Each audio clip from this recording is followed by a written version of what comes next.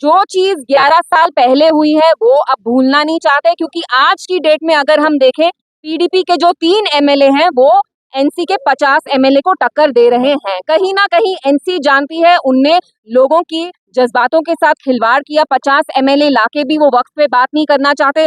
हर रोज जो हमारे यहाँ मिनिस्टर्स, चीफ मिनिस्टर्स होते हैं, मैराथन भाग रहे होते हैं, तो गार्डन में जा रहे होते हैं, या तो वक्त जिस ने लाया होता है बीजेपी मिनिस्टर को उसको टहला रहे होते हैं ट्यूलिप गार्डन में। तो they don't mean any business seriously. लेकिन बड़गाम के लोगों के पास एक मौका है, वो अपनी जो नाराजगी है उसका इजहार करें। ऑफ कोर्स, और मैं बड़गाम के लोगों से ये कहना चाहती हूँ, पिछले 5 सालों में हमने देखा यहाँ कितनी बार जेसीबी चला है। अगर वही जेसीबी, खुदा ना खास्ता, अगर आपने फिर से बड़गाम की सीट एनसी की झोली में डाली, जब यहाँ जेसीबी चलेगा, ये लोग, यही जमात एनसी आपको कहेंगे लैंड ग्रैबर्स, ये कहेंगे कि आप जमीन चोर हैं।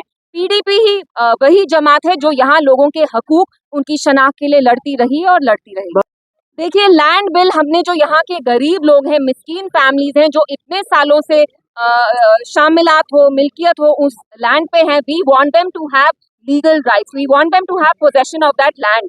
आपने देखा जो हमारे चीफ मिनिस्टर साहब है, अगर बीजेपी कहते हैं कि ये जो लैंड बिल है लैंड जिहाद है, वही एनसी बीजेपी का साथ देती है और कहती है ये लोग जमीन चोर हैं। क्या कश्मीरी लोग जमीन चोर हैं? आप लोग मुझे बताइए, पिछले 1 साल से उमर साहब एक बार भी बड़गाम आए क्या? वोट क्यों मिलेगा? उनकी पार्टी को लगातार इसलिए वोट नहीं मिल सकता क्योंकि national conference, they have to show us on paper what have they done, have they built colleges here, have they given this constituency any water schemes, they've been an absolute monumental failure. It's the right of the people of Budgam to choose another party. देखिए, जैसे BJP हर एक चीज में नेहरू को ला रही है 2014 के बाद, कहीं ना कहीं एनसी जानती है 50 एमएलए होने के बावजूद भी they are a monumental failure. To cover up those failures वो हर एक चीज में पीडीपी को लाते हैं, लेकिन इंशाल्लाह मैं यकीन से कहती हूँ बड़गाम की सीट पीडीपी की ही होती है। यहाँ से बड़गाम ने चीफ मिनिस्टर को पिछले साल असेंबली में भेजा, उन चीफ मिनिस्टर ने मुड़ के यहाँ देखा नहीं, बड़गाम के लोगों को लावारिस छोड़ा।